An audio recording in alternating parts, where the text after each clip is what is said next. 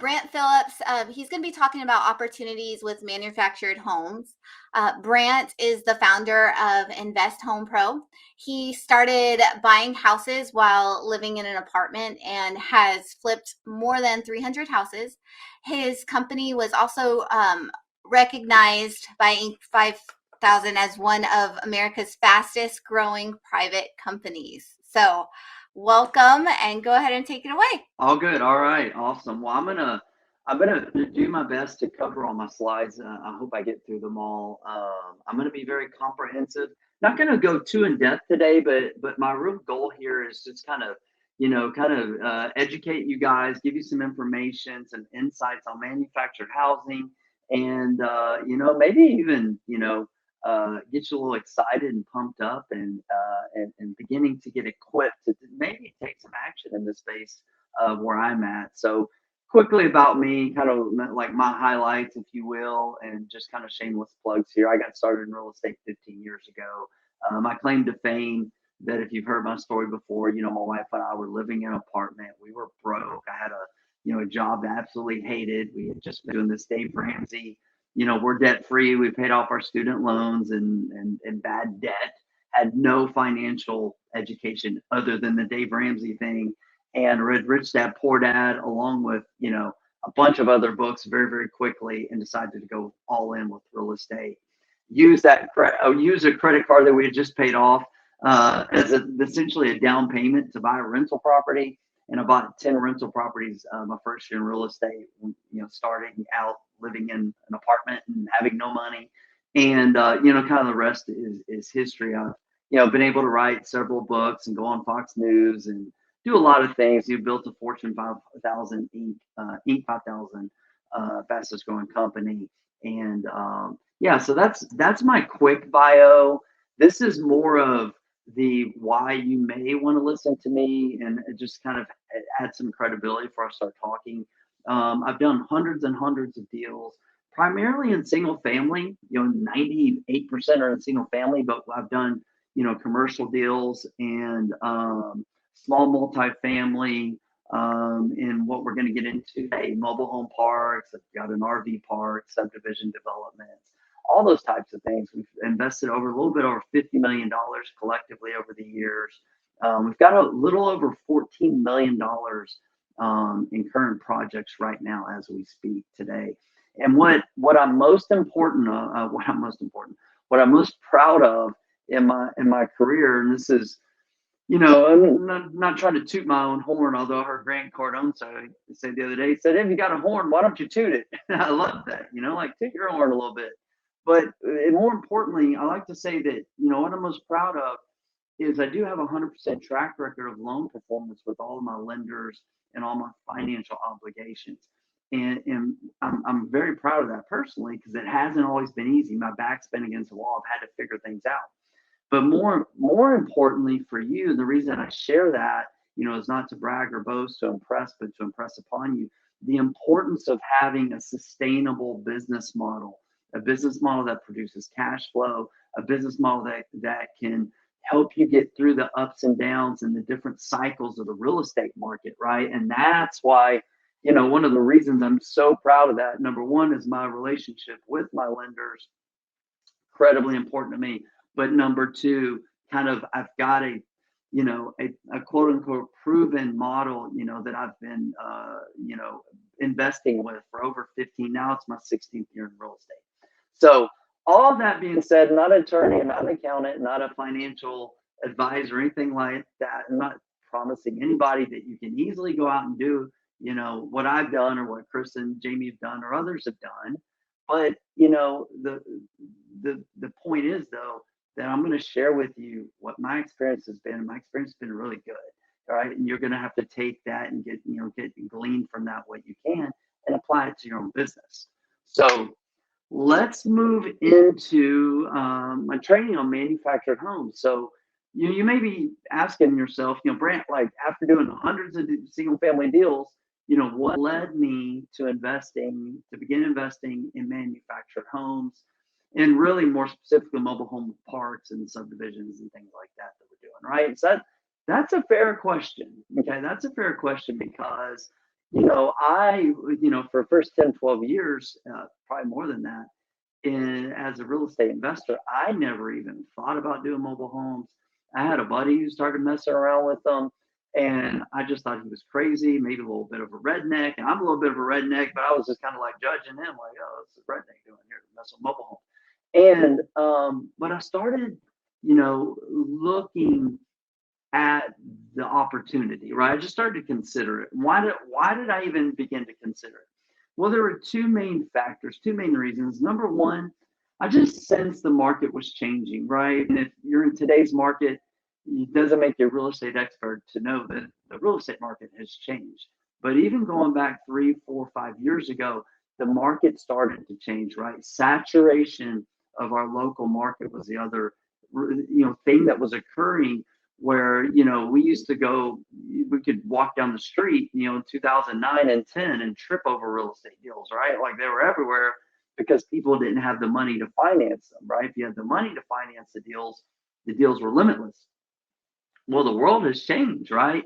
Essentially financing is limitless. You can walk down the street now and trip over money and lenders because money's flooding the streets, but the deals are incredibly hard to find, right? And I knew things had officially changed when one of my acquisitions agents got back from an appointment, and he said the seller I just met with had 12 other offers. 12 other offers. She had them all in a notebook, and some of them were 30, 40, $50,000 more than offer would have been. It's hard to compete in that market, right? And so going back to my track record, I said, what? This is not a sustainable model. So I started exploring, looking for other opportunities in real estate. I've never been a multifamily guy. Like, I don't love tenants. I'll just be honest. Like, I love working with homeowners and giving people chance for, the American dream. That's why I do a lot of owner financing and things like that. I do help rental portfolio, but it was just never resonated for me to be that guy. And so I started looking for other things. So I really, started, digging deep into like, all right, so if as an entrepreneur, what do we do as entrepreneurs? Like we solve problems. And what were two of the biggest challenges I started sensing and started seeing in the market was supply, right? Our supply was going down, right? Because the market was coming up, cheap financing, investors flooding the market, iBuyers flooding the market. So our supply was shrinking. And as the government's printing money, affordability is going away as well, right? And so those are two big problems. And we know as real estate investors, the greatest entrepreneurs solve the biggest real estate problems. So that's when I kind of started looking at, hey, what are we dealing with? I'm in the Houston area, and you look here, we've got 1.6 months of supply, right? That's a historical low numbers, right? And so that just means like it's really hard to find real estate, and when you do, it's typically overpriced unless you just kind of work your butt off with your marketing and spend much more per deal, right? The deals are still out there, but you just have to work a lot harder for them. And I like to find, work smarter rather than harder, right? And we all know about affordability. It's going, it's just getting harder and harder to find affordable housing. I'll go back here real quick. Median price in housing is $314,000. It was a few years ago, it was $214,000, right? So prices of real estate are like going through the roof. Affordability is going away. So let's talk about that, because that's really, I'm getting to the reason why I even considered, investing in this type of asset class, right? And let's just talk about affordable. What makes housing affordable? If you look here at the highlighted part, the federal government typically defines housing as affordable when it consumes no more than 30% of a household income, right? If median price housing is going in the $300,000 range, soon it's going to be, I've been told in the next 4 or 5 years, it's going to be in the $400,000 to maybe $500,000 range in Houston, which is insane. That's not affordable for middle class and certainly for lower middle class, right? They can't afford it, okay? So if you just look at the highlight part as well, just kind of focus on the center of the screen. So for people interested in buying a home, for people that are wanting to experience the American dream, which is most people in America, we got to be honest, like manufactured homes are the most affordable homeownership option available. You know, this is a fact. This is not debatable.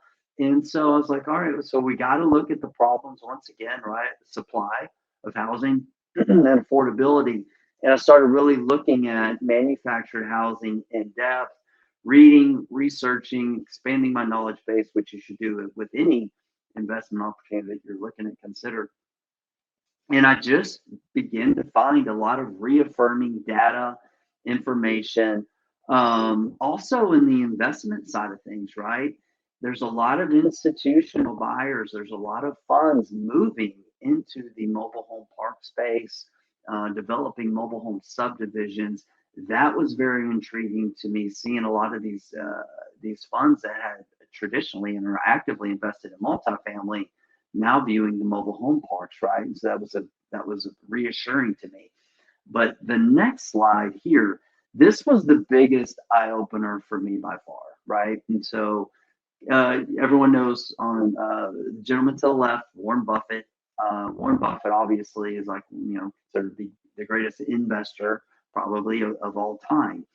And you may not know this, you may not know this, but so Warren Buffett, Berkshire Hathaway is the biggest investor in Clayton Homes. Okay.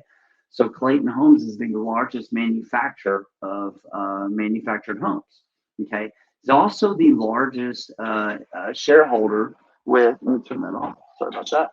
He's also the largest shareholder with 21st Mortgage. So 21st Mortgage is the largest financier of manufactured homes, right? And mobile home owners. And so I was like, huh, he's heavily invested into this space. He must have confidence in, the home, the buyers themselves, or he wouldn't be, manufacturing the homes and giving them loans.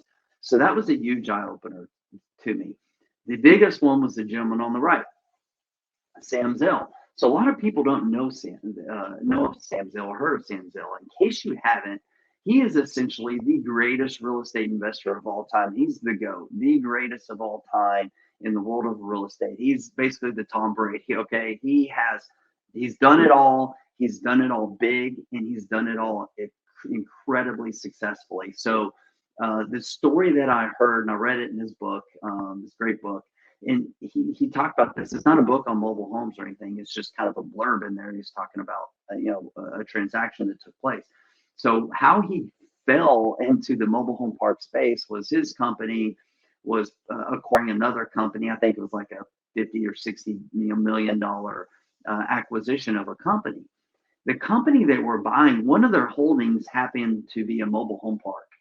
And so what he did, he called one of his guys in. He said, "Hey, I need you to go out to this mobile home park, check it out, and figure out what we need to do to get rid of it, get it off the books," right? Because obviously we don't want to own a mobile home park. And this is going back to the 1980s. So his guy went out, took a look at the park, got all their financials, dug through it, came back. He said, "Sam, you're not going to believe this." And Sam's like, "What? It's worse than we thought?" He said, "No." He's like, "I can't believe it. This thing's an ATM machine. It's printing cash. I've never seen a business model like it in terms of low operating expenses, high cash flow, low risk." And if you study Sam Zell, read about Sam Zell, listen to podcasts, YouTube, whatever interviews, you'll quickly understand his investment philosophy, which is the same as mine, which is low risk, high reward, low risk, high reward.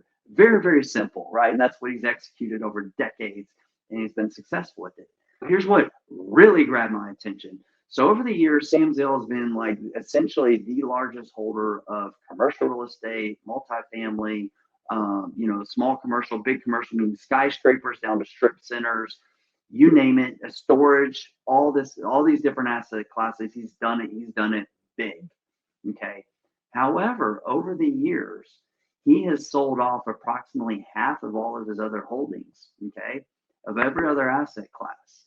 However, after that first mobile home park in the 1980s, they've continued buying them to today. They own over 150, 160,000 lots, I believe. Don't pay attention to that 144. I heard it's in the 150 to 160,000 mobile home lots at RV site lots across the country. and he's never sold a single part. He's never sold a single part. When I heard that, I'm like, that's the biggest, reassurance, stamp of approval, that validation that anybody could ever, have about an investment. So I was like, you know what? I'm just going to do this. I'm going to go all in. And I did what I do, and I just kind of go all in. So, and one of the reasons too, it resonated with me so much was, my focus, my heart, my business focus is working with affordable housing, right? It's a very sustainable business model. So this was just obviously, when you look at the manufactured housing data, this is who we're serving, right? These people in the $20,000 range, how are you going to afford a house on that? You're not, unless it's manufactured home. Up and even to the $75,000 range, and some, have even have more income than that. But that really resonated with me, right? And then you get into this, right?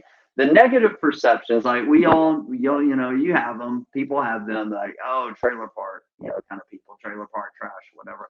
I lived in a trailer park for a while, so I've got friends and family in mobile home parks, but this is kind of more of a reality.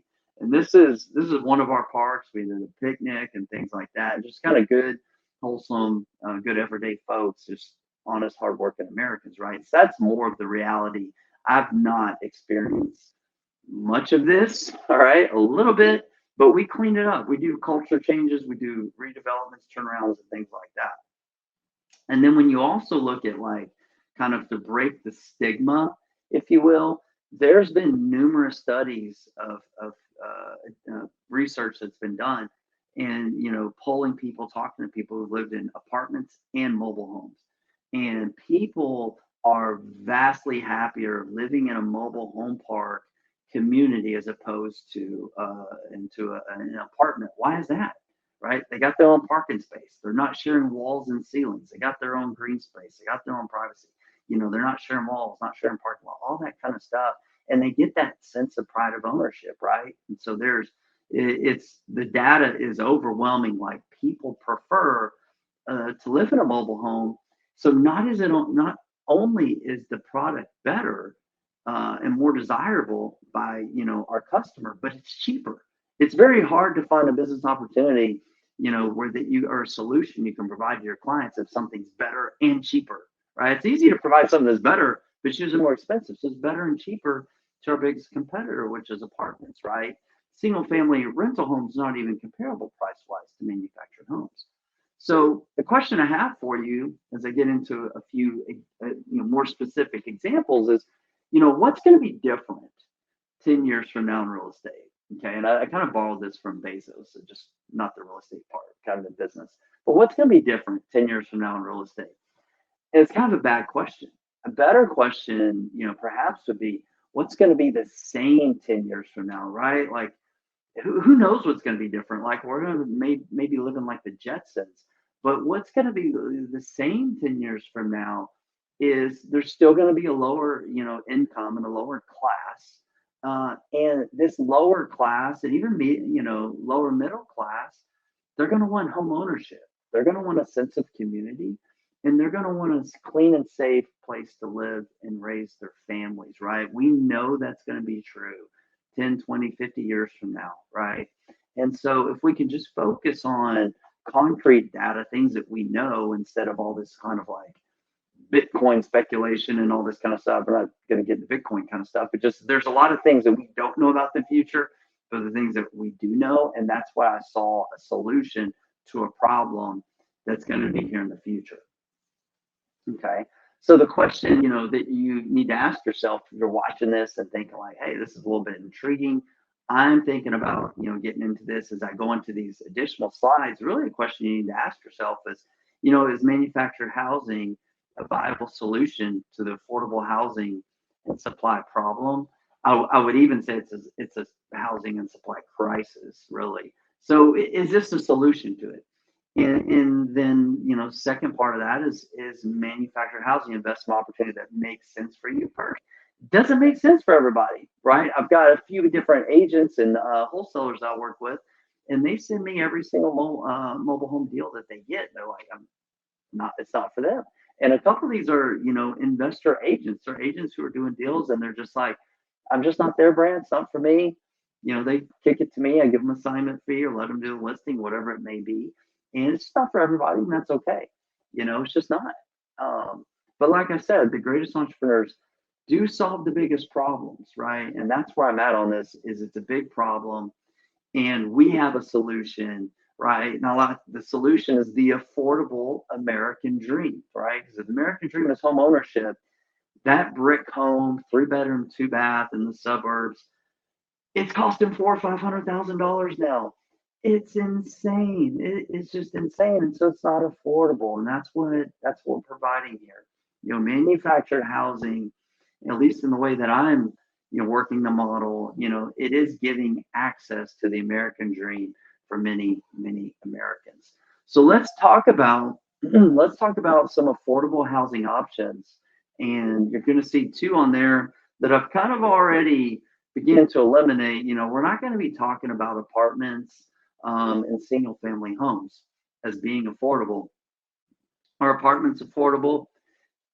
Yes, for the most part, but I will tell you that I believe a 2 bedroom apartment in the greater Houston area is $1,100 to $1,200 now on average.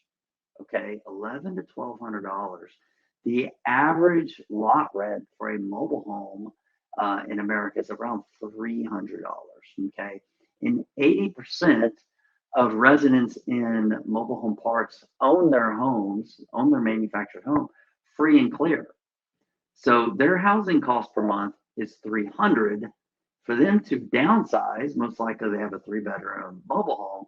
To downsize and go into a 2 bedroom apartment could cost them $800 or $900, right? So apartments are really getting on the verge of whether or not we're going to classify them as affordable. Some are, of course, absolutely not. A lot of the Class A properties, they're not affordable for your lower middle class. Single family homes, forget about it. Okay. So what we're going to talk about today is, mobile home parks, affordable housing communities, we like to call them, are basically manufactured housing communities and manufactured homes on land. So let me give you a quick overview of these items. I'm going to do my best to get done on time. So let's talk briefly about mobile home park investing 101.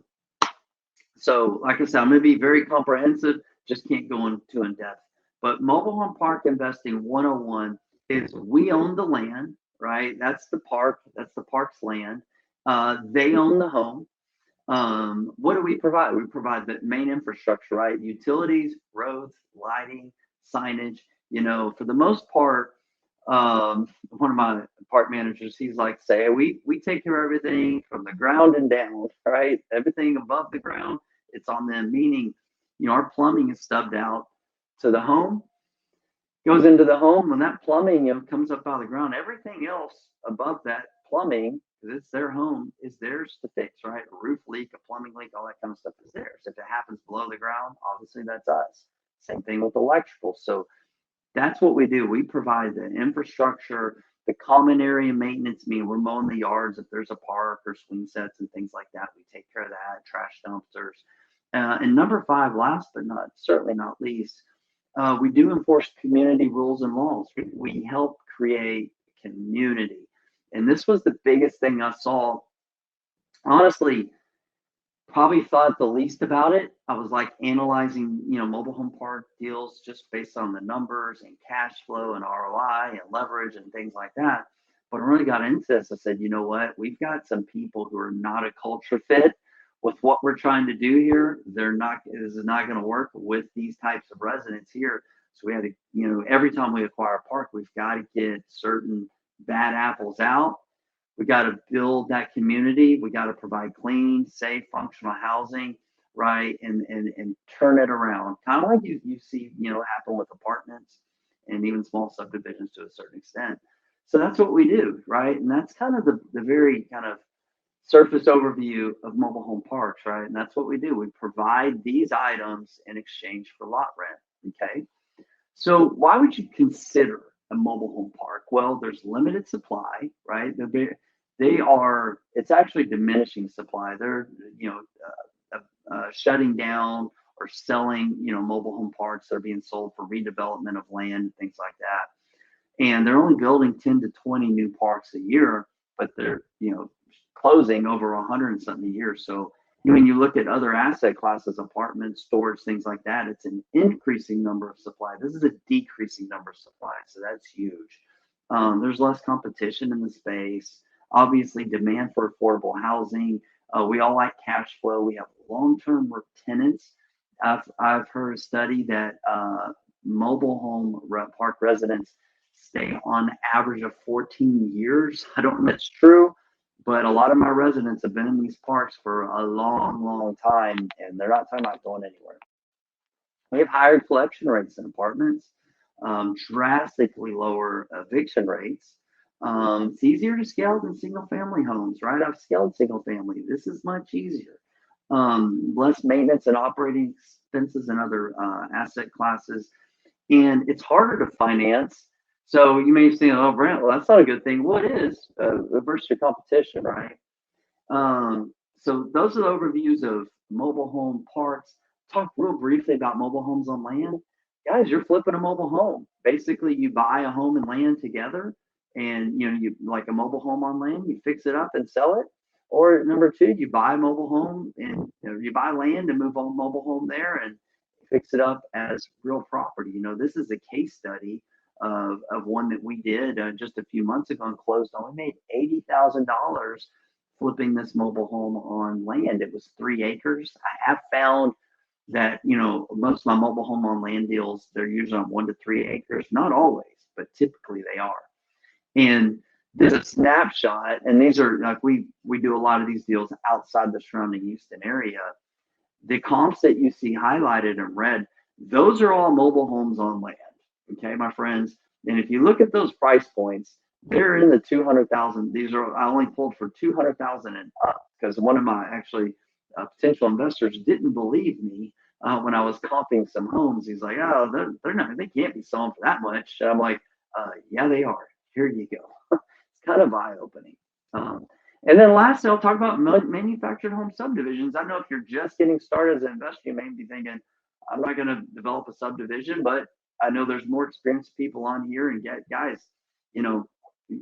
our thoughts can become things, right? So I had no idea I'd be developing manufactured home subdivisions a few years ago. And here I go. I've got multiple subdivisions in the works right now.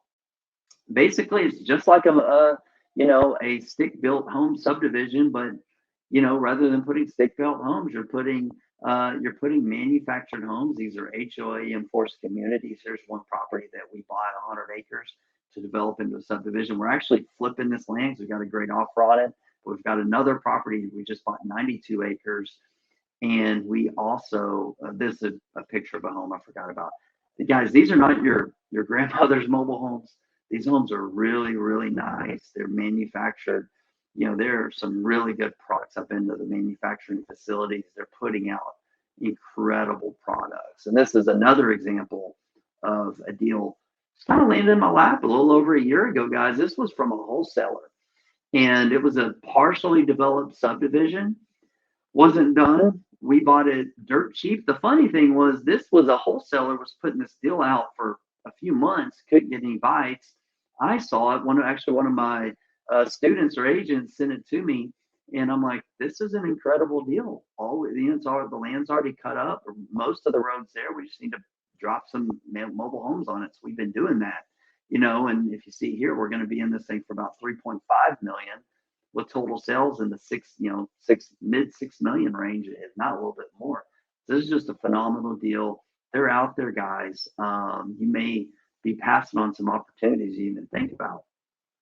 But I'm again wrapping this up. But this is a sign at one of our parks. We have a similar sign that we put, at all of our properties, and we really reinforce this. Like, why keep renting, right? Let's think about that. Like, renting ultimately, helps the landlord the most. And I've got rentals. I keep rentals. It's part of my, one of my buckets of wealth creation and passive cash flow. But guys, I have never seen anything more passive than the owner finance model and the mobile home park model. And that's why I love it. 100% in love with this business model. And once again, I'm gonna go back to Buffett. Show me your moat. So Warren Buffett, if you've heard Buffett talk enough, he talks about having a moat, protecting yourself right against risk and adversity in the market.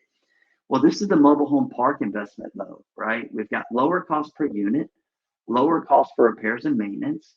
We're able to spread out our risk, right? You've got, one single family home versus one park with 20, 50, 100 people paying rent. You're spreading out your risk. Demand is incredibly high for affordable housing, much less tenant turnover. We've got mom and pop owners, and basically what that means is we can negotiate some really cheap deals because they've got deferred maintenance, they haven't raised the rents, all those types of things. So it means opportunity for us as buyers. Much less competition, unlike my single family world here in Houston. There's decreasing supply instead of increasing supply. Incredibly low rents. They have not risen with inflation. If you adjusted lot rents with inflation, lot rents should be in the probably I'd say in the $600 range. Average nationally, they're in the $300 range. What does that mean? Huge opportunity to get an upside and double, triple the value of our parks as we increase these rents. Life's better. Life's better when you're working with owners. Like, let's just not sugarcoat it.